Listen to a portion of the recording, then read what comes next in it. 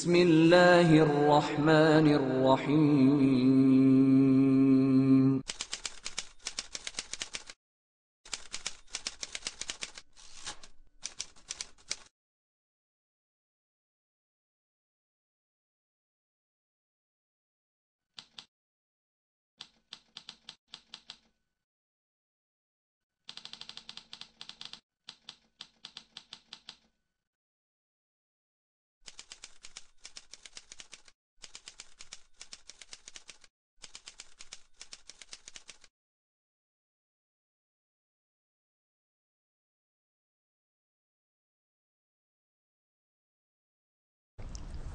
والصلاة والسلام على أشرف الأنبياء والمرسلين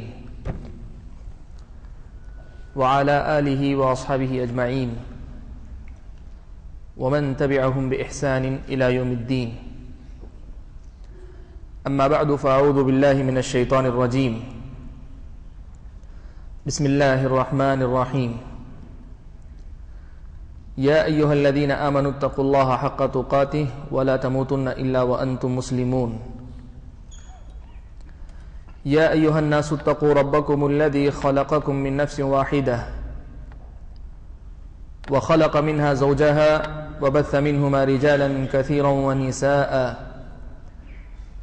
واتقوا الله الذي تساءلون به والأرحام إن الله كان عليكم رقيبا.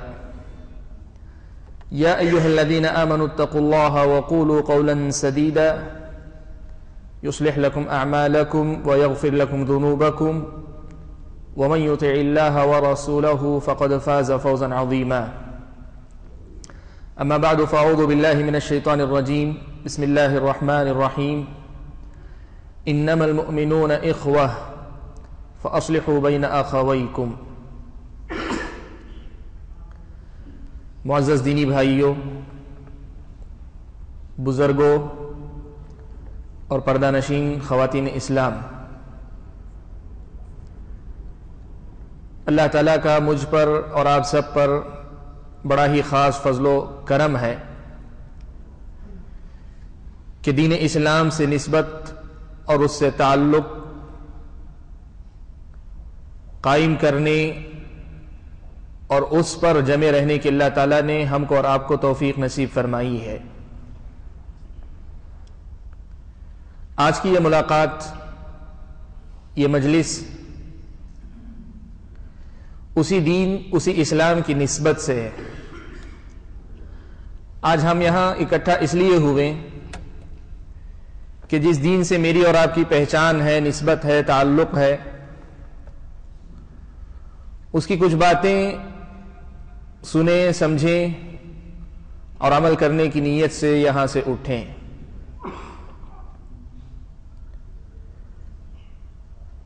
اسلام ایک ایسا دین ہے جس میں عقائد ہیں، کچھ باتیں ہیں جن کا آپ کو یقین کرنا ہے، ایمان جن پہ لانا ہے. اس میں کچھ تعلیمات ایسی ہیں جن کا تعلق عبادات سے، بندے اور رب کے آپسی تعلق کی باتیں،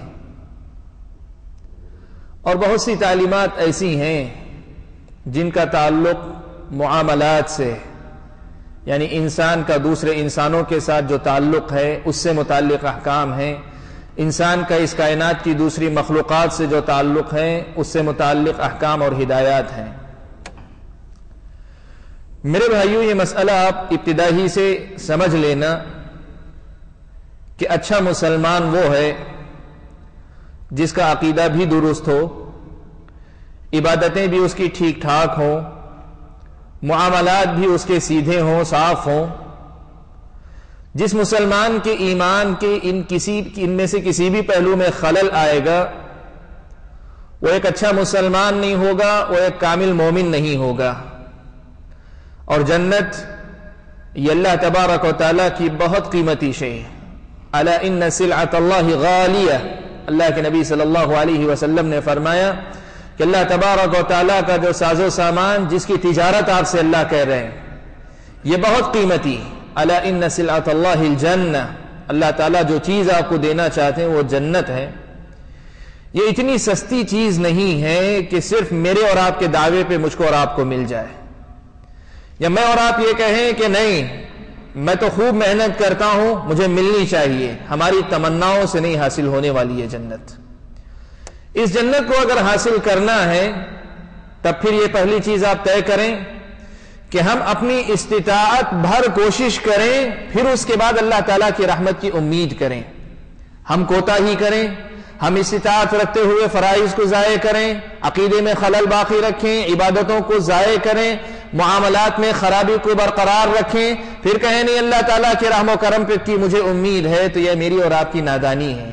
اسلام نے ایسی کوئی تعلیم ہم اور آپ کو نہیں دی۔ اسلام نے تعلیم یہ دی ہے محنت پوری کرو، کوشش پوری کرو، کہیں کمی نہیں ہونی چاہیے، کہیں کوتاہی نہیں ہونی چاہیے، یہ تمہاری کوشش ہونی چاہیے۔ ہاں یہ بات ضرور ہے کہ یہاں کوئی مکمل نہیں ہوگا، نہ آپ نہ میں، نہ کوئی عالم نہ کوئی عامی، نہ کوئی حاکم نہ کوئی محکوم، نہ کوئی بزرگ نہ بچہ نہ عورت، یہاں کوئی مکمل نہیں ہوگا، لیکن کوشش مکمل کرنی ہے۔ پوری کوشش کے بعد اللہ تعالیٰ کے سامنے امید رکھنی ہے کہ اللہ تبارک و تعالیٰ ہماری جو کوتاہیاں ہو گئیں اپنے فضل خاص سے ان سے درگزر کر کے ہمیں جنت میں بھیجیں گے انشاءاللہ۔ میرے بھائیو، اس لیے سب سے پہلے نقطہ آپ سمجھ لیں کہ آج کا جو خطاب میں آپ کے سامنے کر رہا ہوں اس کا مقصد ہی بس یہ بنیادی نقطہ آپ کے سامنے سمجھانا ہے کہ ہمیں کوشش پوری کرنی، بغیر پوری کوشش کے ہم اللہ سے امید رکھیں گے تو ہم ایک نادان انسان، ناسمجھ ہیں، ہم تمناؤں میں جینے والے، خوابوں میں جینے والے، حقیقت کی دنیا سے ہمارا رشتہ نہیں۔ اس لیے سب سے پہلے اس جذبے کو اپنے دل میں بٹھانا کہ ہم کوشش پوری کریں گے، لیکن یہ طے ہے، اللہ کے نبی صلی اللہ علیہ وسلم نے فرمایا کل بنی آدم خطاء، آدم کے اولاد میں سبھی غلطی کرنے والے ہیں، غلطیاں ہوں گی، اللہ تبارک و تعالیٰ اس سے درگزر انشاءاللہ فرمائیں گے۔ تو میرے بھائیوں، میں نے گفتگو کے آغاز میں آپ کے سامنے کہا ایک طرف عقائد ہیں، دوسری طرف عبادات ہیں، تیسری طرف معاملات ہیں، ان تینوں کو مکمل کریں گے تبھی میرا اور آپ کا دین مکمل ہوگا۔ آج میں اور آپ، ہماری مسلم سوسائٹی، مسلم کمیونٹی، مسلم سماج یا میرے اور آپ کا ماحول ایک ایسا ماحول ہے، اگر آپ دیکھیں گے یہاں عقائد میں بھی خرابی ہے، بہت سے بھائی ہیں جن کے پاس عقائد میں خرابی، بہت سے بھائی ایسے ہیں جن کی عبادتیں درست نہیں، احکام جانتے بھی ہوں گے تو عملاً عبادتوں میں بہت پیچھے ہیں، اور بہت سے بھائی ایسے ہیں جن کے ایمان و عقیدے میں اللہ کا فضل و کرم شاید خلل نہ ہو، یا عبادتیں بھی اللہ کے فضل و کرم سے بہت اچھے طریقے سے انجام دیتے ہوں، لیکن معاملات اگر آپ دیکھیں تو ان کے معاملات اسلامی شریعت کا نمونہ نہیں، اسلامی شریعت کی تصویر نہیں۔ اسلام کیا چاہتا ہے؟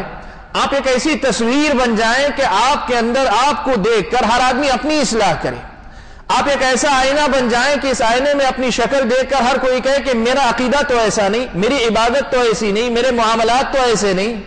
مسلمان کے لیے آپ ایک آئینہ بنیں۔ اللہ کے نبی صلی اللہ علیہ وسلم نے یہی بات بیان فرمائی، مومن مومن کا آئینہ ہے، اسی معنی میں کہا کہ ایک دوسرے کی اصلاح ہم سے ہو۔ لیکن میرے بھائیوں، ایک سیدھا سا سوال اور بڑی سا بڑا سادہ سوال آپ کے سامنے رکھتا ہوں، کیا ایسا کوئی آئینہ میرے اور آپ کے معاشرے میں مجھ کو ملتا ہے؟ کیا ایسا کوئی بھائی ہے جس کو دیکھ کر ہم کہیں کہ بھائی یہ تو اپنے ایمان میں، اپنے اعمال میں، اپنی عبادتوں میں اور اپنے معاملات سب میں جو ہے مثالی انسان ہے، اس کو دیکھ کر ہمیں سدھرنا چاہیے؟ شاذ و نادر ایسی مثالیں ملتی ہوں گی، یا بکثر بستیاں ماحول ایسے ہوں گے جہاں کوئی ایسی مثال نہیں ملتی ہوگی۔ جب یہ معاملہ ہے میرے بھائیوں، تو یہ میری اور آپ کی ذمہ داری بنتی ہے کہ ہم اپنے آپ کو سدھارنے کی طرف توجہ دیں، اپنی اصلاح کی فکر کریں۔ اس کے بغیر ہم اللہ تعالیٰ کی اس عظیم نعمت جنت کو نہیں حاصل کر سکتے۔ گھر سے نکالے گئے اسی جنت سے، لیکن لوٹنے کے لیے بڑی محنت مجھ کو اور آپ کو کرنی ہے۔ آج آپ کے سامنے ان تین ابواب میں سے ایک تو عقیدے کا باب ہے، دوسرا عبادات کا ہے، اور تیسرا معاملات کا۔ میں عقیدے اور عبادات کے مسئلے کو ایک طرف رکھتا ہوں، اس لیے نہیں کہ غیر اہم ہے، یہ سب سے اہم ہے، عقیدہ پہلے ہے، عبادات اس کے ساتھ ہیں، لیکن میں معاملات کی بات کرتا ہوں۔ معاملات کے سلسلے میں ایک بات آج آپ کے سامنے مجھے رکھنی ہے۔ دیکھیں، معاملات بہت ہیں، ایک باپ کا اپنے بیٹے کے ساتھ، اسی انسان کا اپنے والدین کے ساتھ، اسی انسان کا اپنی بیوی کے ساتھ، اسی انسان کا اپنے دوست کے ساتھ، اسی انسان کا اپنے بھائی بہن کے ساتھ، اسی انسان کا اپنے پڑوسی کے ساتھ، اسی انسان کا اپنے حاکم یا ذمہ دار کے ساتھ، اسی انسان کا اپنے ماتحت کے ساتھ، اسی انسان کا عام انسانوں کے ساتھ، اسی انسان کا دوسری مخلوقات کے ساتھ۔ آپ اگر دیکھیں گے تو معاملات کی ایک لمبی فہرست ہمارے اور آپ کے سامنے آتی ہے۔ اور یاد رکھنا میرے بھائیوں کہ آپ اگر والدین کے بہت فرما بردار بیٹے ہو تو ضروری نہیں کہ آپ بہت اچھے باپ بھی ہو. آپ والد کی حیثیت سے اور بیٹے کی حیثیت سے بہت اچھے ہو تو ضروری نہیں کہ آپ اپنے بھائی بہن کے حقوق ادا کرنے والے ہوں. آپ اگر اپنے گھر میں اچھے ہو تو اپنے پڑوسی کے ساتھ اچھے ہو، ایسا کوئی ضروری نہیں. اس لیے کوشش یہ کرنا کہ معاملات آپ کے کسی کے ساتھ بھی، حد یہ کہ آپ کے سامنے ایک جو جانور کبھی گزر جاتا ہے ان کے ساتھ بھی معاملہ کرنا ہو تو اس احساس کے ساتھ معاملہ کرنا کہ یہ معاملہ مجھے اللہ کے سامنے اس کے سلسلے میں جواب دہی کرنی ہے، مجھے اللہ کے سامنے حاضر ہو کر اس کا جواب دینا ہے. جب اتنی بڑی حقیقت اسلامی شریعت میرے اور آپ کے سامنے رکھتی ہے تو سوال یہ پیدا ہوتا ہے کہ اسلامی شریعت نے ایسی بھی کوئی تعلیم دی ہے کہ جس تعلیم کو اپنا کر یہ معاملات جو ایک پہاڑ نظر آتے ہیں، جن کی فہرست بڑی طویل نظر آتی ہے، ایک ایسی کوئی چابی، ایک ایسا کوئی حکم، ایسی کوئی تعلیم کہ اس کو اپنانے کے ساتھ یہ ساری چیزیں درست ہو جائیں. اسلامی شریعت کی ایک بہت بڑی خصوصیت ہے، یاد رکھنا، جہاں تفصیلی احکام اسلام نے دیے ہیں وہی کچھ احکام ایسے بھی دیے ہیں جن کی حیثیت چابی اور کنجی کی. آپ نے وہ اپنا لیا، بہت سی خوبیاں خود بخود آپ کے اندر چلی آئیں گی. ایسے ہی ایک بات آج آپ کے سامنے مجھے رکھنی ہے. معاملات کو اگر آپ درست کرنا چاہتے ہیں، اسلامی شریعت کی ایک بنیادی تعلیم کو اپنی زندگی میں لے آئیے، معاملات خود بخود درست ہو جائیں گے انشاءاللہ. پیارے نبی صلی اللہ علیہ وسلم سے حضرت تمیم داری رضی اللہ تعالیٰ عنہ روایت فرماتے ہیں، صحیح مسلم کی روایت ہے کہ رسول اکرم صلی اللہ علیہ وسلم نے کہا کہ الدین النصیحہ، الدین النصیحہ، الدین النصیحہ. اللہ کے نبی صلی اللہ علیہ وسلم نے فرمایا کہ دین خیر خواہی کا نام ہے، دین خیر خواہی کا نام ہے، دین خیر خواہی کا نام ہے. 3 مرتبہ اللہ کے نبی صلی اللہ علیہ وسلم نے فرمایا. قیل یا رسول اللہ لمن، اللہ کے رسول یہ خیر خواہی کس کے ساتھ ہونی چاہیے؟ اللہ کے نبی صلی اللہ علیہ وسلم نے جواب میں فرمایا للہ ولکتابہ ولرسولہ ولأئمۃ المسلمین وعامتہم. اللہ کے نبی نے فرمایا اللہ کے ساتھ خیر خواہی، رسول کے ساتھ خیر خواہی، اور آگے فرمایا کتاب کے ساتھ یعنی قرآن مجید کے ساتھ خیر خواہی، اور چوتھی بات اللہ کے نبی نے فرمائی مسلمانوں کے ساتھ، مسلمانوں کے جو امام ہیں، ذمہ دار ہیں، ان کے ساتھ خیر خواہی، اور ان میں سے جو عوام ہیں ان کے ساتھ خیر خواہی کا نام ہے. یہ اللہ کے نبی صلی اللہ علیہ وسلم کی حدیث ہے. سب سے پہلے اس حدیث کی اہمیت کو آپ سمجھیں. اہل علم نے اس کی اہمیت کے لیے بہت سی باتیں کہیں. آج ایک حوالہ آپ کے سامنے نقل کرتا ہوں. امام نووی رحمۃ اللہ علیہ صحیح مسلم کی تشریح انہوں نے کی ہے. اس حدیث کی تشریح کرنے کے مقام پر جب پہنچے تو انہوں نے ایک بات کہی. کہا عام علماء نے یہ بات لکھی ہے کہ سارے دین کا خلاصہ اگر ہے تو صرف 4 حدیثیں، یعنی 4 حدیثیں ہیں کہ ان 4 حدیثوں پر اگر کوئی عمل کر لے تو پورے دین کا نچوڑ اس کے اندر آ جائے گا. یہ نقل کرنے کے بعد امام نووی خود کہتے ہیں لیکن میں کہتا ہوں کہ دین کا سارا خلاصہ 4 میں بھی نہیں بلکہ بس اسی ایک حدیث کے اندر ہے. یعنی اس ایک حدیث کی حقیقت کو کوئی سمجھ لے اور اس کو اگر کوئی اپنا لے تو پھر دین مکمل اس کے اندر چلا آئے گا، خود بخود اس کے اندر دین آ جائے گا. امام نووی رحمۃ اللہ علیہ اس کے اندر بیان فرمایا. کیا بات ہے اس کے اندر؟ ایسی کون سی بات ہے کہ جس کی بنیاد پر یہ دعویٰ امام نووی رحمۃ اللہ علیہ کر رہے ہیں کہ دین پورا کا پورا انسان کے اندر چلا آئے گا؟ آپ اس حدیث کی ابتدا سے دیکھیں. اللہ کے نبی صلی اللہ علیہ وسلم نے فرمایا الدین النصیحہ، الدین النصیحہ. یہ عربی زبان کا اسلوب ہے، جو عربی جانتے ہیں وہ سمجھتے ہیں. اس میں جو ہے بڑا وزن ہے اس جملے میں. دین خیر خواہی ہی کا نام ہے، دین خیر خواہی ہی کا نام ہے. یہ تعبیر ویسی ہی ہے جیسے اللہ کے نبی صلی اللہ علیہ وسلم نے فرمایا الحج عرفہ، حج عرفہ ہی کا نام ہے. اور آپ سب جانتے جو بھائی حج کیے ہیں یا آپ نے حج سے متعلق باتیں سنی جانتے ہیں، اہل علم نے مسئلہ بتایا کہ وقوف عرفہ ہی اصل حج ہے. وقوف عرفہ اگر چھوٹ گیا، اگر آدمی وقوف عرفہ نہیں کر سکا، سارے ارکان ادا کر لیے، اس کا حج نہیں ہے. وقوف عرفہ اگر اس نے کر لیا، اس کے ساتھ دوسرے ارکان اگر چھوٹ گئے تو کہیں جو ہے کفارہ ادا کر کے، اور بعض اگر مستحب کام ہے تو بغیر ان کے بھی آدمی کا حج ہو جاتا ہے. یہاں اللہ کے نبی صلی اللہ علیہ وسلم کہہ رہے ہیں الدین النصیحہ، دین خیر خواہی ہی کا نام ہے. تو اس کا مطلب یہ ہوا کہ یوں سمجھیے کہ دین کا خلاصہ اور نچوڑ، دین کی اصل ہے ہی خیر خواہی کا جذبہ، خیر خواہی کا ہی جذبہ. آج آپ کے سامنے اس حدیث کی مکمل تشریح میں نہیں کرنا چاہتا، اس لیے کہ وقت کافی چلا جائے گا اگر پوری حدیث کی تشریح کروں. لیکن اس بنیادی نقطے پہ صرف ایک کلمے میں آج بات کرنا چاہتا ہوں. خیر خواہی کا یہ جو جذبہ ہے، یہ ہمارے اور آپ کے دین کی روح ہے، یہ خلاصہ ہے. یہ ایسنس ہے، خلاصہ نچوڑ ہے یہ میرے اور آپ کے دین کا۔ میرے بھائیوں، میرے اور آپ کے دل میں اپنے علاوہ جتنے لوگ ہیں، جیسے میں نے تفصیل آپ کے سامنے بیان کی، سب کے لیے خیر ہی خیر ہو، کبھی کوئی برا جذبہ نہ آئے، نہ ابتداء آئے نہ رد عمل کے طور پہ آئے۔ انسانی طبیعت ہے، کوئی آپ کے ساتھ برا سلوک کرے گا، آپ کے دل میں برے خیالات آئیں گے، وہ آپ کو بگا کر کچھ نقصان کرے گا، آپ کا دل چاہے گا اس آدمی کو برباد کر کے چھوڑ دو۔ آدمی کیسا ہی کیوں نہ ہو، اسلام یہ تعلیم دیتا ہے کہ خیر خواہی کے جذبے کو اپنے اندر لے آؤ، دین پورا تمہارے اندر چلا آئے گا۔ خیر خواہی کا جذبہ، اپنی ذات سے دوسروں کو فائدہ ہی فائدہ پہنچائیں، آپ کی ذات سے، آپ کی شخصیت سے ذرا برابر کسی کا نقصان نہ ہو، نہ آپ کی زبان سے، نہ آپ کے ہاتھ سے، نہ آپ کے اعمال اور آپ کے حرکات و سکنات سے، کسی سے نہ ہو۔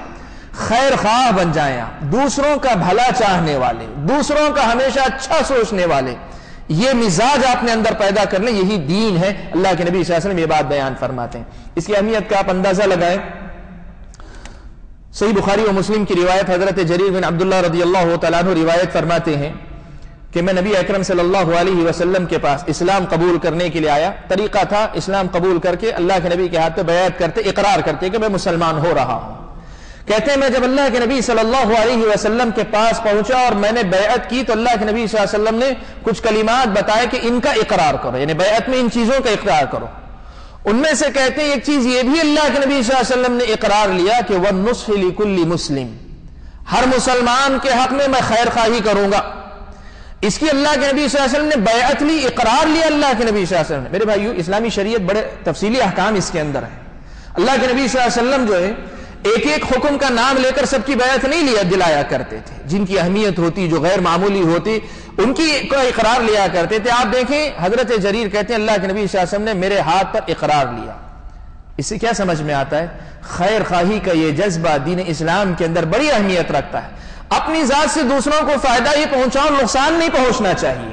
کچھ مثالیں آپ کے سامنے، اس لیے کہ نظریاتی باتوں سے زیادہ واقعات کے تناظر میں بات سمجھ میں جلدی آتی ہے اور پتہ چلتا ہے خیر خواہی کس جذبے کو کہتے ہیں۔ آپ کے سامنے احادیث میں مذکور بہت سے واقعات ہیں جن میں اللہ کے نبی صلی اللہ علیہ وسلم نے خیر خواہی کے واقعات کی مثال دی۔ صحابہ کی سیرتوں میں بہت سے واقعات ہیں، خیر خواہی کے جذبے کا پتہ ان سے چلتا ہے۔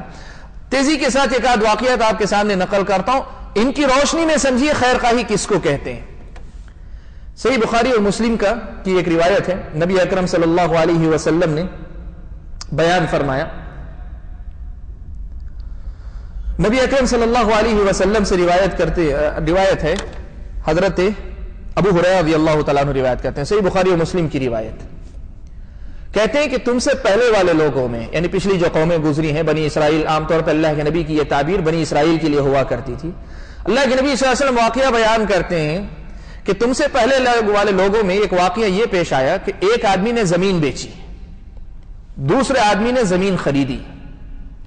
اب زمین بیچنے والے نے زمین بیچی، اپنی قیمت لے لی، اور خریدنے والے نے قیمت ادا کر دی، زمین لے لی۔ اور شرعی اصول یہ ہے کہ اب معاملہ ہو گیا، زمین اس کی ہو گئی، پیسہ اس کا ہو گیا۔ اب جس آدمی نے زمین خریدی تھی وہ گیا اور زمین میں جا کے ہل چلانے لگا، کھیتی باڑی کے لیے ہل چلانے لگا۔ تو ہل چلانے کے دوران کیا دیکھتا ہے کہ اندر سے جو ہے ایک گھڑا، ایک جو مٹکا نکلا، سونے سے بھرا ہوا مٹکا ہے۔ صحیح بخاری و مسلم کی روایت ہے، قصہ و کہانی نہیں ہے، کہتے ہیں سونے سے بھرا ہوا مٹکا نکلا۔ اب آپ دیکھیں ایک طبیعی مسئلہ ہے، ہمارا آپ کا دور ہو تو ہم کیا کہیں گے؟ زمین بیچنے والا کیا کہے گا؟ کوشش کرے گا کسی طریقے سے وہ بیوپار کینسل ہو جائے اور اسے واپس مل جائے۔ خریدنے والا کیا کرے گا؟ کسی صورت دینے کے لیے تیار نہیں ہوگا۔ لیکن اللہ کے نبی صلی اللہ علیہ وسلم ایک دوسرا ہی منظر بیان کرتے ہیں، کہتے ہیں جس آدمی کے پاس گھڑا نکلا وہ آدمی سونا لے کر جو ہے اس بیچنے والے کے پاس، زمین جس کی تھی اس کے پاس پہنچا، کہا کہ بھائی دیکھو یہ تمہاری زمین سے یہ نکلا ہے، اور کہا میں نے تم سے جو خریدا میں زمین خریدا تھا، قیمت میں نے جو ادا کی زمین کی ادا کی، یہ سونے کے گھڑے کی مٹکے کی قیمت میں نے تمہیں نہیں دی، اس لیے سونا تمہارا ہے۔ اب وہ آدمی جس کی زمین تھی وہ کہہ رہا ہے کہ بھائی مجھے کیا پتا تھا کہ زمین میں کیا ہے، جب میں نے زمین بیچی تو زمین اور زمین میں جو کچھ ہے سب سوارا ہو گیا، یہ میرا نہیں۔ ہماری دنیا یہ کہتی ہے یہ میرا ہے، وہ کہے گا میرا ہے، اور لڑائی یہاں کس کی ہے؟ یہ تیرا ہے، وہ کہتا ہے نہیں تیرا ہے۔ کہتے ہیں دونوں میں اتنا اختلاف کہ کوئی کسی کی بات ماننے کے لیے تیار نہیں، کوئی عذاب کی بات نہیں، کوئی خطرہ نہیں، کوئی جرم نہیں، کوئی الزام نہیں، یہ تو دولت کی بات ہے۔ لیکن ہوا یہ کہ دونوں لڑے، تیسرے ایک آدمی کے پاس پہنچے. اس آدمی نے جو ہے دیکھا اس مسئلے کے حل کا کوئی راستہ نہیں, نہ یہ جھکے گا نہ وہ جھکے گا. اس نے کیا کیا, کہا, پوچھا تمہارے اولاد ہیں؟ ایک نے کہا میرا لڑکا ہے, دوسرے نے کہا میری لڑکی ہے. اس نے مشورہ دیا کہ ایسا کرو, تم دونوں آپس میں ایک دوسرے کے لڑکا لڑکی سے شادی کروا دو, یہ پیسہ ان پہ خرچ کرو اور اللہ کی راہ میں اس میں سے جو مال بنتا ہے وہ خرچ کر دو. میرے بھائیو, خیر خواہی یہ ہے. خیر خواہی کیا ہے؟ دیکھیں یہ کون سا جذبہ ہے کہ دولت ملی, چھپا کے رکھ بھی لیتا, کوئی پوچھنے والا کہاں تھا, نہ چھپاتا, دعویٰ کرتا میں تو زمین خریدا تھا, میری ہے, کوئی پوچھنے والا نہیں تھا. لیکن یہ کون سا جذبہ ہے جو اس آدمی کو مجبور کرتا ہے کہ وہ لے کر جاتا اور اصرار کرتا ہے کہ یہ تمہارا ہے. یہ وہی خیر خواہی کا جذبہ کہ آدمی ہمیشہ یہ دیکھتا ہے اپنے نفع سے زیادہ اپنے بھائی کا مفاد سوچے. میرے بھائیوں, ہم جس دنیا میں جیتے ہیں, بدقسمتی سے یہاں اس دنیا کے اندر روحانیت جسے کہتے ہیں یہ کمزور ہوتی جا رہی ہے, مادیت جسے کہتے ہیں یہ غالب آتی جا رہی ہے. مغربی دنیا کا یہ تاثر ہے کہ آپ کو جو ہے اپنا نفع سوچنا ہے, دوسرے کا کتنا نقصان ہوتا ہے اس سے کچھ آپ کو لینا دینا نہیں, آپ اپنا بھلا سوچیں ہمیشہ. یہ دنیا جو ہے سمجھاتی. بدقسمتی سے اسی دنیا کا ہم چونکہ میں اور آپ حصہ ہیں, ہماری اور آپ کی سوچ کہیں نہ کہیں اسی سے متاثر نظر آتی ہے. ہم کوشش یہ کرتے ہیں کہ میرا اپنا فائدہ ہو, میرا ذرا برابر نقصان نہ ہو, چاہے میرے اپنے بھائی کا کتنا بڑا نقصان ہو جائے. یہ دین نہیں ہے. دین یہ ہے کہ ہم اپنا چاہے نقصان برداشت کر لیں لیکن اپنے بھائی کا نقصان ہونے نہ دیں, اپنے بھائی کا نقصان ہونے نہ دیں. یہ تو خیر ایک اور مثال تھی. ایک دوسری مثال آپ کو ملتی ہے معجم کبیر, طبرانی, امام طبرانی کی المعجم الکبیر ایک کتاب ہے, اس میں حضرت جریر ابن عبداللہ اور بعض دوسری کتابوں میں یہ واقعہ حضرت جابر ابن عبداللہ کی طرف منسوب ہے. یہ ایک واقعہ بیان کرتے ہیں, ایسا عجیب و غریب واقعہ جو آپ آج کی دنیا میں تصور نہیں کر سکتے. آپ نہیں سوچ سکتے ایسا واقعہ بھی ایسا ہو سکتا ہے. کہتے ہیں حضرت جریر کے فرزند روایت کرتے ہیں قصہ کہ حضرت جریر کو ایک مرتبہ گھوڑا خریدنا ہوا. گھوڑا خریدنا تھا, بازار گئے, اپنے ساتھ اپنے غلام کو لے گئے. جانور گزرتے جا رہے تھے بازار میں, دیکھا ایک گھوڑا بہت اچھا لگا, اوپر کھڑے ہوئے تھے. انہوں نے اپنے غلام کو بھیجا کہ جاؤ اس آدمی کا یہ جو گھوڑا ہے اس گھوڑے والے کو لے آؤ, بہت اچھا گھوڑا میں خریدنا چاہتا ہوں. غلام گیا اور جا کر اس نے بات کی, اس سے بات کی اور غلام نے اپنے اندازے کے مطابق قیمت لگائی. کہا میں 300 درہم دوں گا, گھوڑے کے 300 درہم دوں گا. مالک نے کہا کہ نہیں بھائی میرا گھوڑا تو 300 درہم کا نہیں. غلام نے کہا نہیں میں 300 درہم ہی دے سکتا ہوں. دونوں میں بات چلی, اتفاق نہیں ہو پا رہا تھا. تو غلام نے کہا اچھا ایک کام کرو, میرا مالک جو ہے وہاں رکا ہوا ہے, چلو تم اس کے پاس چلو, چل کر جو وہاں معاملہ ہم حل کر لیتے ہیں. پہنچے اس کے پاس. گھوڑے کے مالک نے حضرت جریر سے کہا کہ یا تورا, اے فلان آپ ذرا مجھے یہ بتاؤ میرا یہ گھوڑا جو ہے مطلب کیا آپ کو واقعی 300 درہم کا لگتا ہے؟ آپ کو جو ہے بتاؤ کیا آپ کو یہ گھوڑا میرا 300 درہم ہی کا لگتا ہے؟ اس لیے کہ آپ کا جو نوکر ہے 300 درہم سے آگے بڑھنے کے لیے تیار نہیں. آپ انصاف کی بات کرو, بتاؤ کہ یہ 300 درہم ہی کا لگتا ہے. میں اور آپ ہوتے تو کیا کرتے؟ یہاں تک جب آ گیا ہے تو بیچنے کے لیے تیار ہے, اسی لیے تو آیا ہے. 300 پہ بات بننے والی نہ ہوتی تو وہیں سے چلا گیا ہوتا. اب وہاں سے آیا ہے تو اس کا مطلب کچھ امکان ہے, ہم کوشش کرتے 300 یا 300 سے کچھ آگے پیچھے قریب کر لیتے. حضرت جریر رضی اللہ تعالیٰ عنہ نے کہا, گھوڑا دیکھ کر کہا کہ نہیں, تمہارا گھوڑا تو 500 درہم کا ہے. پھر اس کے بعد دوسری روایت میں وضاحت اس کی آئی ہے کہ اپنا گھوڑا لے کر میں تمہارا ذرا گھوڑا چلا کر دیکھوں. گھوڑے پہ سوار ہوئے, ایک چکر لگا کر آئے اور آ کر کہنے لگے کہ اے فلاں, نہیں تیرا گھوڑا جو ہے 500 کا بھی نہیں بلکہ جو 700 کا لگتا ہے. اور ایک روایت میں الفاظ یہاں تک کہا بلکہ کہا کہ 800 درہم کا ہے تیرا گھوڑا. اور وہ گھوڑا جو تقریباً 300 پہ بکنے والا تھا 800 درہم دے کر خریدا. 800 درہم دے کر خریدا. وہ آدمی خوش ہوا, لے کر چلا گیا. غلام نے کہا کہ 300 پہ بات بننے والی تھی, خامخواہ آپ نے دے دیا. حضرت جریر رضی اللہ تعالیٰ عنہ نے کہا کہ اے فلاں, اللہ کے نبی کے سامنے میں نے یہ بیعت کی, اقرار لیا کہ مسلمان کا میں خیر خواہ رہوں گا, تو یہ کہاں کی خیر خواہی کہ اس کے گھوڑے کو میں 800 درہم کا دیتا ہوں 300 درہم میں لے لوں؟ یہ کہاں کی خیر خواہی ہے؟ میرے بھائیو سوچو, میرے اور آپ کے معاملات ان معاملات سے کتنے دور ہیں, کتنا فرق ہے میرے اور آپ کے معاملات میں اور صحابہ کی ان معاملات کے اندر. خیر خواہی اس کو کہتے ہیں, یہ ہے اصل دین. یہاں سے دینداری آتی ہے انسان کے اندر. یہ مزاج جب تک نہیں پیدا ہوگا نا, میرے اور آپ کی زندگی میں ایمان پوری طریقے سے داخل نہیں ہوگا. میرے اور آپ کے معاملات سدھر نہیں سکتے.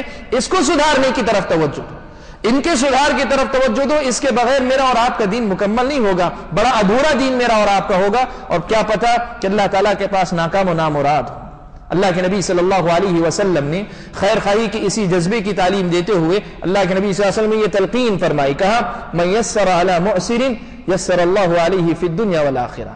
کسی تنگ دست آدمی کو آپ دیکھتے ہیں, آپ کے ساتھ معاملہ کیا اس نے, تنگ دست کو دیکھتے ہیں, اس کی تنگ دستی کا خیال کر کے آپ آسانی پیدا کر دیتے ہیں, اللہ تعالیٰ دنیا و آخرت میں آپ کے لیے آسانی پیدا فرماتے ہیں. دنیا و آخرت میں اللہ تعالیٰ آپ کے لیے آسانی پیدا فرماتے ہیں. صحیح بخاری ہی کی ایک روایت ہے, حضرت حذیفہ بن یمان رضی اللہ تعالیٰ عنہ روایت فرماتے ہیں کہ بنی اسرائیل کے ایک آدمی کا انتقال کا وقت آیا, انتقال ہوا, اللہ تبارک و تعالیٰ کے پاس وہ گیا. صحیح بخاری کی روایت ہے, اس لیے کہ غیب کی باتیں قصے کہانیوں میں نہیں کہی جا سکتی. صحیح بخاری کی روایت, اللہ کے نبی صلی اللہ علیہ وسلم نے روایت کیا کہا, جب وہ آدمی اللہ تعالیٰ کے پاس گیا تو اس آدمی سے جب پوچھا گیا کہ اے فلاں کیا تجھے کوئی اپنا نیک عمل یاد ہے, تجھے اپنی کوئی نیکی یاد ہے؟ اس نے کہا نہیں, مجھے یاد نہیں کہ میں نے کوئی نیک کام کیا ہو اپنی زندگی میں. میرے بھائیوں, اللہ کا فضل و کرم ہے, ہم اتنے گئے گزرے بھی نہیں ہیں جتنا یہ آدمی تھا. بس دیکھیں, کہہ رہا آدمی کو ہوتا کیا ہے, اپنی برائیاں یاد نہیں رہتی, نیکیاں ضرور یاد رہتی ہیں. آپ نے زندگی میں کبھی کوئی اچھا کام کیا ہوگا, 2 پہ 1 گھنٹہ پہلے کی ہوئی غلطی بھول گئے ہوں گے آپ, لیکن اپنی وہ نیکی آپ نہیں بھولتے, اس لیے کہ آپ سمجھتے ہیں اس کی قدر و قیمت. لیکن یہ کیسا انسان ہوگا, وہ کہتا ہے مجھے اپنی کوئی نیکی یاد نہیں. اللہ کے نبی صلی اللہ علیہ وسلم کہتے ہیں, اس نے کہا نہیں مجھے نہیں یاد ہے.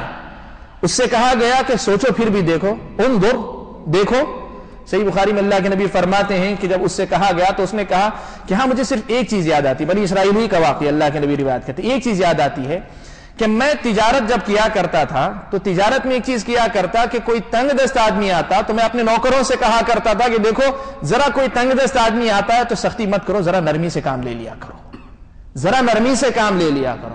اللہ کے نبی صلی اللہ علیہ وسلم فرماتے ہیں ایک ایسا انسان جس سے جو اپنی نیکیاں یاد نہیں کہ کبھی اس نے نیکی کی ہے, ایک یہ نیکی یاد ہے اسے صرف کہ تنگ دست آدمی کو دیکھ کر اس پر آسانی کر دیتا ہے. اللہ کے نبی صلی اللہ علیہ وسلم نے فرمایا اس کے حق میں اللہ نے فیصلہ فرمایا کہ یدخل الجنہ, وہ آدمی جنت میں داخل ہوا. سوچو میرے بھائیوں کہ میری اور آپ کی زندگی میں یہ جذبہ کہاں ہے, اور اگر آپ اس حدیث کی روشنی میں کہنا چاہیں تو اللہ تعالیٰ نے خیر خواہی کے جذبے پر جنت کا جو وعدہ کیا اس حدیث کی روشنی میں, اس جذبے کو ضائع کر کے کتنا بڑا موقع میں اور آپ ضائع کر رہے ہیں. میری اور آپ کی زندگی میں یہ جذبہ کتنا جو ہے, اور اتنا ہی نہیں, عام آدمیوں کے ساتھ تو خیر خواہی کر لیتے ہیں, لیکن جو آپ کا برا چاہے اسلامی شریعت کہتی ہے اس کے بھی آپ خیر خواہ بنیں.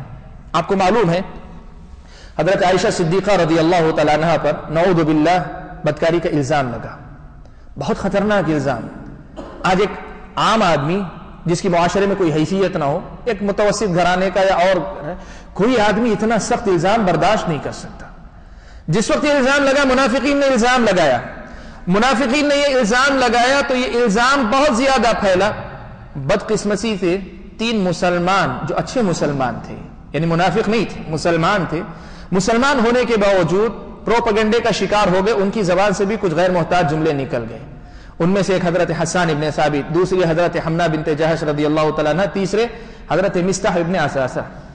مستح ابن اساسہ جو ہے یہ حضرت ابوبکر صدیق رضی اللہ تعالیٰ عنہ کے رشتہ دار لگتے تھے, حضرت عائشہ کے رشتہ دار لگتے ہیں, لیکن بدقسمتی پروپیگنڈے کی زد میں کچھ کلمات ویسے کہہ گئے. اور اس سے بڑی بات یہ کہ حضرت ابوبکر صدیق رضی اللہ تعالیٰ عنہ خود ان پہ خرچ کیا کرتے تھے, ان کا دانا پانی حضرت ابوبکر صدیق دیکھا کرتے تھے.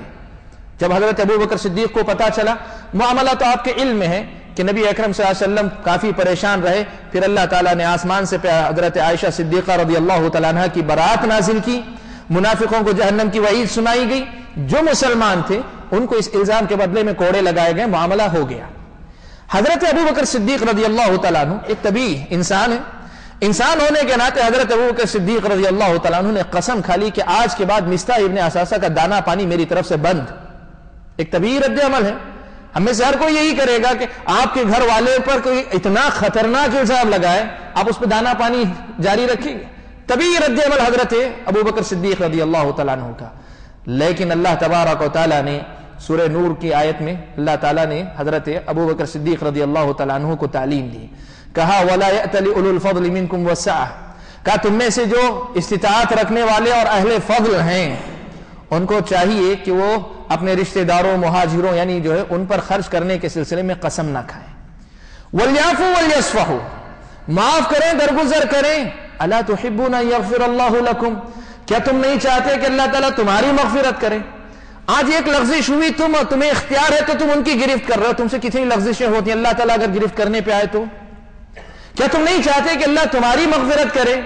حضرت ابو بکر صدیق رضی اللہ تعالیٰ عنہ کو پتا چلا، قسم اپنی توڑ دی، قسم کا کفارہ دے دیا، فوراً اس کا رزق ان کے اوپر جاری کر دیا حضرت مصطح ابن اساسہ نے۔ دیکھیں اسلامی شریعت کیا تعلیم دیتی ہے، میرے اور آپ کے اندر یہ جذبہ ہونا چاہیے، یہ مزاج ہونا چاہیے کہ اپنے تو اپنے پرایوں پر بھی آپ جو احسان کریں۔ میرے بھائیو یہ ایک فرق ہے، یہ دنیا جو ہے اس میں اور ہم میں ایک بہت واضح فرق ہے۔ جو دنیا یہ تعلیم یہ سمجھتی ہے کہ یہ دنیا ہی سب کچھ ہے، وہ یہی تعلیم دے گی کہ برابر کا انتقام لیتے رہو، کیوں؟ اس لیے کہ جس نے جیسا کیا اس کو برابر ملنا ہے۔ لیکن ہماری اور آپ کی زندگی میں ایک بہت بڑی حقیقت ہے کہ یہ دنیا بہرحال فانی ہے، یہ دنیا ہے ہی اسی قسم کی آزمائشوں کے لیے، اصل تو جنت ہے۔ تو کیوں نہ ہم معاف کر کے، درگزر کر کے، خیر خواہی کے اس جذبے کو اپنے دل میں بسا کے، سب کے لیے خیر ہی خیر کا باعث بن کے، کیوں نہ ہم نے اپنی آخرت سنوار لیں۔ یہ خیر خواہی کا جذبہ یاد رکھیں، آپ کے سارے معاملات کو درست کر دے گا، آپ کے سارے معاملات کو سدھار دے گا اور آپ کو ایک باعمل مسلمان بنائے گا۔ اس لیے خیر خواہی کے جذبے کو اپنے دل کے اندر زندہ رکھیں۔ میرے بھائیو، نبی اکرم صلی اللہ علیہ وسلم کی احادیث اگر آپ دیکھیں، نبی اکرم صلی اللہ علیہ وسلم نے ہر حال میں خیر خواہی کا حکم دیا۔ پیارے نبی صلی اللہ علیہ وسلم کی روایت ہے، حضرت معقل ابن یسار رضی اللہ تعالیٰ عنہ روایت کرتے ہیں، صحیح بخاری و مسلم کی روایت ہے، اگر آپ میں سے کوئی سرپرست ہے، ذمہ دار ہے، حکمران ہے، کہیں کا کسی کے اوپر جو ذمہ دار متعین کیا گیا ہے، اس سے خطاب کرتے ہوئے اللہ کے نبی صلی اللہ علیہ وسلم نے فرمایا کہ ما من عبد یسترعیہ اللہ رعیۃ فلم یحطھا بنصحہ لم یجد رائحۃ الجنہ۔ اللہ کے نبی نے فرمایا کہ جو کوئی بندہ ایسا ہے کہ اللہ تعالیٰ نے اسے ذمہ دار بنایا ہے، کسی کا بھی، ایک فرد کا، 1,00,000 انسانوں کا، ایک حکومت کا ذمہ دار، کسی کا بھی اگر آپ کو ذمہ دار بنایا ہے اور آپ نے اس اپنی رعایا کے ساتھ خیر خواہی کے تقاضے کو پورا نہیں کیا، جنت کی خوشبو آپ کو نہیں ملے گی۔ اگر آپ نے اپنے ماتحتوں کے ساتھ اگر خیر خواہی کے جذبے کو ملحوظ نہیں رکھا، جنت کی خوشبو آپ کو نہیں ملے گی۔ یہ اللہ کے نبی صلی اللہ علیہ وسلم نے فرمایا۔ یہ حکمرانوں کو اللہ کے نبی صلی اللہ علیہ وسلم نے، ذمہ داروں کو، سرپرستوں کو اپنے ماتحتوں کے ساتھ خیر خواہی کی تعلیم دیتے ہوئے اللہ کے نبی صلی اللہ علیہ وسلم نے کہا۔ اس کے برخلاف صحیح بخاری و مسلم ہی کی ایک دوسری روایت حضرت عبداللہ ابن عمر رضی اللہ تعالیٰ عنہما سے، ماتحتوں سے مخاطب ہو کر اللہ کے نبی صلی اللہ علیہ وسلم نے فرمایا کہ اذا نصح العبد، بندہ جو غلام ہے یا ماتحت ہے، وہ اپنے مالک کے ساتھ، لمولا، اپنے مالک کے ساتھ خیر خواہی کرتا ہے اور ساتھ میں اللہ تبارک و تعالیٰ کے حقوق بھی برابر ادا کرتا ہے، تو ایسے غلام کو حدیث کے الفاظ میں یا یوں کہیں تو ماتحت کو اللہ تبارک و تعالیٰ دگنا اجر دیتے ہیں۔ ایک تو ایسا ہے کہ ماتحتی میں رہتے ہوئے اللہ کے حقوق کو ضائع نہیں کرتا ہے، لیکن ساتھ میں رہتے ہوئے اپنے آقا اور اپنے مالک کے حقوق کا بھی خیال رکھتا ہے۔ آپ ماتحت ہو تب بھی اللہ تبارک و تعالیٰ نے خیر خواہی کا حکم دیا۔ اور ایک تیسری حدیث آپ کو نقل کرتا ہوں آپ کے سامنے، ایک ایسی حدیث کہ اللہ کے نبی صلی اللہ علیہ وسلم نے ایک عام بات کہی جس میں مالک بھی شامل ہے، غلام بھی شامل ہے، یعنی مالک اور ذمہ دار آدمی بھی شامل ہے، اس کا ماتحت بھی شامل ہے، اور اگر کسی کی حیثیت ہے کہ نہ تو وہ کسی کا ذمہ دار ہے نہ کسی کا ماتحت ہے، ایسے آدمی کے لیے بھی شامل ہے۔ سنن ترمذی اور نسائی کی روایت ہے کہ نبی اکرم صلی اللہ علیہ وسلم نے فرمایا کہ مومن پر 6 حقوق ہیں۔ مختلف الفاظ کے ساتھ یہ روایت آئی ہے۔ نسائی اور ترمذی کی روایت میں الفاظ آئے ہیں کہ ایک مومن کا جو دوسرے مومن پہ حق ہے، ایک حق یہ بھی ہے ينصح له اذا غاب او شہد، کہ وہ مسلمان آپ کے سامنے موجود رہے یا وہ موجود نہ رہے، دونوں حالتوں میں آپ اس کے خیر خواہ بنے رہیں، یہ مسلمان کا حق ہے آپ پر۔ اس کی موجودگی میں بھی، اس کی غیر حاضری میں بھی آپ اس کے خیر خواہ بنے رہیں، آپ اس کے خیر خواہ بنے رہیں، یہ اس کا حق ہے۔ اور اگر آپ نے نہیں کیا تو گویا ایک انسان کے حق کو آپ نے ضائع کیا، اور بندوں کے حقوق اگر ضائع کریں گے قیامت کے دن اللہ تبارک و تعالیٰ کے پاس گرفت بڑی سخت ہوگی۔ میرے بھائیو، خیر خواہی کا مطلب ہی سیدھا سادہ مطلب یہ ہے کہ آپ کا دل اتنا صاف ہو کہ آپ کے دل میں سب کے لیے رحم و کرم کا جذبہ ہو، سب کو نفع پہنچانے کا جذبہ ہو، سب کی تعریف، سب کا بھلا چاہنے والا ایک مزاج آپ اپنے اندر پیدا کر لیں۔ یہ اگر آپ پیدا کریں گے آپ کا نقصان نہیں ہوگا، آپ کو دنیا بزدل نہیں کہے گی۔ یاد رکھیں، اصل میں بہت ساری غلط فہمیاں میرے اور آپ کے دماغ میں بیٹھی ہوئی، آپ کا کسی نے نقصان کر دیا، آپ کے دماغ میں بات بیٹھی ہے میں اگر بدلہ نہیں لوں گا دنیا مجھے بزدل سمجھے گی، دنیا مجھے کمزور سمجھے گی، دنیا مجھے ناکارہ سمجھے گی۔ میرے بھائیوں، یہ دنیا کی سوچ ہے۔ اسلامی شریعت یہ تعلیم دیتی ہے کہ آپ اس انداز میں نہ سوچیں، آپ یہ خیر خواہی کا مزاج اپنے اندر لے آئیں، ہر کسی کے لیے ہر کسی کا بھلا چاہنے والے، دنیا آپ کی قدردان بنے گی، دنیا آپ کی عزت کرے گی، دنیا آپ کو بہت اونچے مقام پر بٹھائے گی۔ ہو سکتا ہے جو آپ کا دشمن ہے وہ بھی آپ کا دوست بن جائے، یا کم از کم پیٹھ پیچھے ہی آپ کی تعریف کرنے والا بن جائے، جب وہ یہ محسوس کرے کہ آپ اس کا بھلا چاہنے والے ہیں۔ اس لیے میرے بھائیوں، خیر خواہی کے جذبے کو اپنے دل کے اندر جگہ دینا، بات بہت لمبی ہو جائے گی، میں بہت دور تک لے جانا نہیں چاہتا۔ اپنی گفتگو کے اختتام میں پیارے نبی صلی اللہ علیہ وسلم کی ایک عظیم حدیث، ایک بہت ہی غیر معمولی حدیث، جس حدیث کو پڑھنے کے بعد یقیناً رونگٹے کھڑے ہو جاتے ہیں، اور ایک بہت بڑا سبق مجھ کو اور آپ کو یقیناً ملے گا۔ اس حدیث کے تذکرے کے ساتھ میں اپنی گفتگو کو سمیٹنا چاہوں گا۔ مسند احمد کی روایت ہے، حضرت انس بن مالک رضی اللہ تعالیٰ عنہ روایت فرماتے ہیں کہ ایک مرتبہ ہم لوگ نبی اکرم صلی اللہ علیہ وسلم کے ساتھ مجلس میں موجود تھے، مسجد میں ہم بیٹھے ہوئے تھے کہ اللہ کے نبی صلی اللہ علیہ وسلم نے فرمایا کہ ابھی تم لوگوں کے پاس ایک جنتی آدمی آئے گا، تمہارے پاس ایک جنتی آئے گا۔ کہتے ہم نے دیکھا کہ ایک انصاری نوجوان وضو کر کے آیا ہے، ابھی اس کی داڑھی سے پانی کے قطرے ٹپک رہے ہیں، اور وہ آیا مسجد کے اندر، آنے کے بعد اس نے 2 رکعت نماز پڑھی، نماز پڑھنے کے بعد نماز سے فارغ ہو کر آیا، اللہ کے نبی صلی اللہ علیہ وسلم کو سلام کیا، ملاقات کی، اور پھر واپس نکل گیا۔ کہتے ہیں پہلا دن بات آئی گئی ہو گئی، دوسرا دن آیا اللہ کے نبی صلی اللہ علیہ وسلم کے ساتھ ویسے ہی اتفاق، ہم بیٹھے ہوئے تھے، اللہ کے نبی صلی اللہ علیہ وسلم نے پھر فرمایا کہ تمہارے پاس ایک جنتی آنے والا ہے۔ کہتے ہیں حضرت انس رضی اللہ تعالیٰ عنہ کہ تھوڑی دیر میں دیکھا وہی نوجوان چلا آیا، اسی کیفیت کے ساتھ واقعہ کل والا پھر وہی پیش آیا، 2 رکعت نماز پڑھی، نبی کو سلام کیا، واپس چلا گیا۔ کہتے ہیں تیسرا دن بھی آیا، تیسرے دن بھی ہم اللہ کے نبی کی مجلس میں موجود ہیں کہ اسی حالت میں ایک انسان، اللہ کے نبی نے کہا ایک جنتی تمہارے پاس آنے والا ہے۔ دیکھا وہ انسان آیا مسجد کے اندر، نماز پڑھا، اور نماز پڑھنے کے بعد واپس لوٹ کر چلا گیا۔ کہتے ہیں حضرت انس بن مالک رضی اللہ تعالیٰ عنہ جب یہ صورتحال 3 مرتبہ اللہ کے نبی صلی اللہ علیہ وسلم نے یہ کہی، صحابہ میں سے حضرت عبداللہ ابن عمرو ابن عاص رضی اللہ تعالیٰ عنہ نے، ان کے دل میں خیال آیا ذرا دیکھوں تو صحیح، یہ دیکھنے میں یہ آدمی جو کوئی غیر معمولی آدمی نہیں، ایک عام قسم کا انصاری نوجوان، عام قسم کا ایک انصاری نوجوان ہے، اللہ کے نبی 3 دن مسلسل ایک آدمی کے جنتی ہونے کی بشارت دے، اور بغیر کسی تمہید کے، نہ کسی نے پوچھا، نہ اس نے کوئی کارنامہ انجام دیا، کچھ نہیں، اللہ کے نبی اپنے طور پہ خوشخبری سنا رہے، بہت بڑی سعادت ہے۔ حضرت عبداللہ ابن عمرو ابن عاص کہتے ہیں کہ میں نے کہا کہ میں دیکھوں گا کہ اس آدمی کے اندر ایسی کیا بات ہے کہ اسے 3 مرتبہ نبی نے جنت کی خوشخبری سنائی۔ کہتے ہیں کہ میں اس کے گھر گیا، اور اس کے بعد میں نے اپنا کوئی عذر بیان کیا اور کہا کہ میں تمہارے ساتھ رہنا چاہتا ہوں، تمہارے پاس رہنا چاہتا ہوں۔ اس نے کہا کہ اہلاً وسہلاً، آؤ میرے گھر میں رہو تم، کوئی حرج نہیں مجھے۔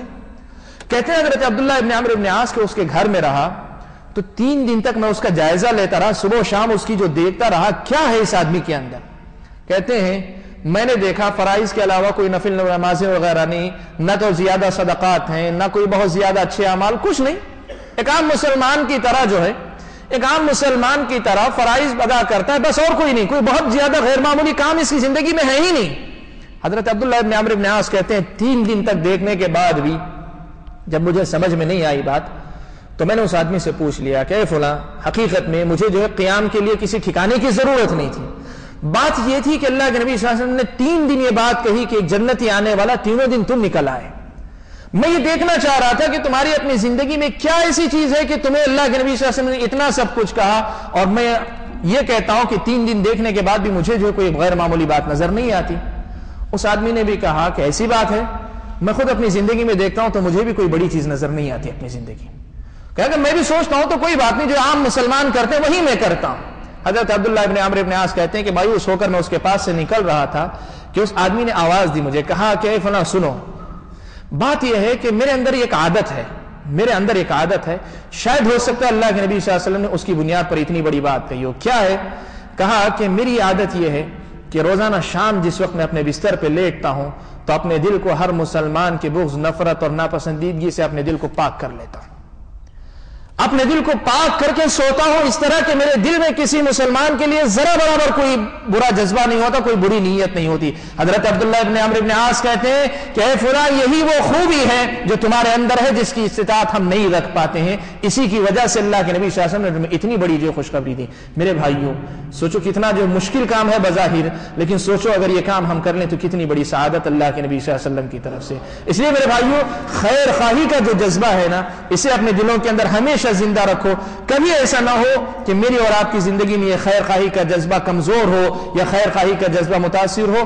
آپ یہ سوچیں کہ بدلہ لیں گے، 10 منٹ کی تسکین ہوگی، 1 گھنٹے کی، 10 دن کی تسکین ہوگی، لیکن کتنا بڑا نقصان ہم کریں گے، اتنا بڑا فائدہ مل سکتا ہے، اس کو چھوڑ کر ہم اتنے چھوٹی چیز کے پیچھے پڑیں گے۔ اس لیے میرے بھائیوں، خیر خواہ بن جاؤ، دوسروں کا بھلا چاہنے والے، ہمیشہ دوسروں کا اچھا چاہنے والے، چاہے وہ کوئی بھی ہو۔